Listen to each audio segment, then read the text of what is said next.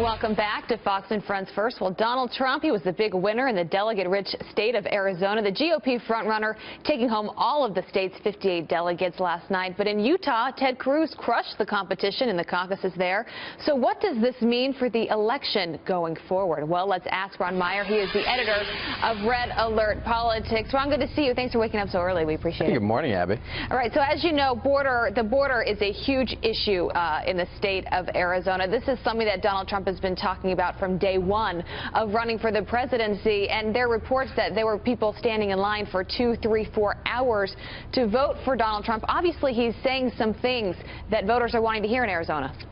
Absolutely. Well, you have to remember, in Arizona, they've seen a large crime uptick. They've seen their government services increase because of the cost of illegal immigration. And so people in Arizona, especially in the Republican Party, showed up in droves to vote for Donald Trump because he stayed on message. I also think that the news of this week is going to continue to help Donald Trump, and I think it helped him last night in Arizona as well with the Brussels attack. I mean, he's been a very outspoken proponent of trying to use immigration policies to fix some of the problems with Islamic terrorism. And so he's been out there out front. And I also think it was a rougher week for Ted Cruz because while Donald Trump, people are used to him being tough on the issue, I think people were a little caught off guard when he said that we should be patrolling Muslim American neighborhoods. And so it's been a good week so far for Donald on that issue. Tough week for Cruz. Cruz obviously picked up a lot of the anti-Trump support in Utah. Yeah. Those people are going to be unified against Trump no matter what.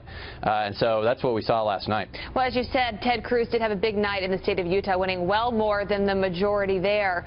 So let's look at the delegate count now. Trump is sitting at 739, Cruz at 465, Kasich at 143. It's pretty clear that this has come down to a two-man race. The question now, Ron, is how long? Well, that's right. I mean, Rubio still has more delegates than Kasich, and he's out of the race. And Rubio actually beat Kasich in Arizona last night somehow. So it really is a two-man race.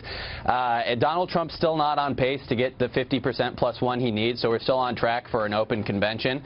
But I will say this. I think that the momentum is behind Trump, especially, like I said, with this week's news events.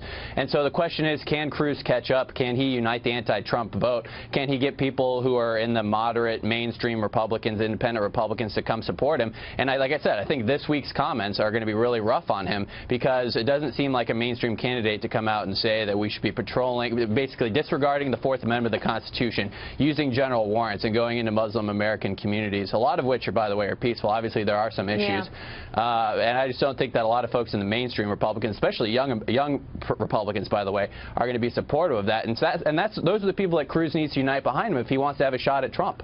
Yeah, and the other big question is how the party becomes united if it is a contested convention. That is a big question going forward. Ron Meyer, thank you for being with us this morning. I think we're going to have you back later on the show. We appreciate it. Thanks, Abby. Talk to you soon.